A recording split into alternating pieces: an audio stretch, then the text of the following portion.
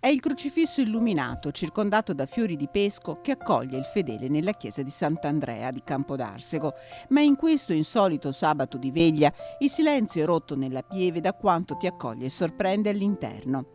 Su iniziativa del parroco Don Roberto Balbo, quasi 200 famiglie della comunità hanno risposto sì e fatto giungere, attraverso numerosi volontari, la loro foto.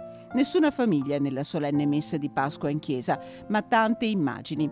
Volti sorridenti di bambini, mamme e papà, coppie di anziani, uomini, donne, nonni, giovani, adolescenti, tutti insieme. Ai piedi dell'altare i ragazzi che hanno vissuto i sacramenti, alcuni gruppi proprio durante la veglia pasquale degli scorsi anni. Sarà una Pasqua di famiglia nella comunità di Sant'Andrea che per l'occasione trasmetterà su YouTube la messa alle 11. Lontani ma vicini, come accade a una famiglia che si ritrova.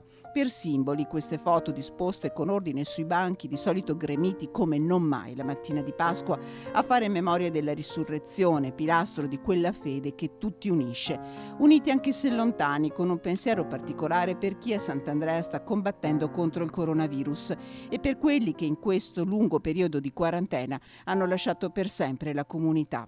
Uniti come una famiglia che si ritrova per la festa, sperando che a breve si possa tornare ai saluti, alle chiacchiere, ai sorrisi, alla gioia, sale vero della comunità.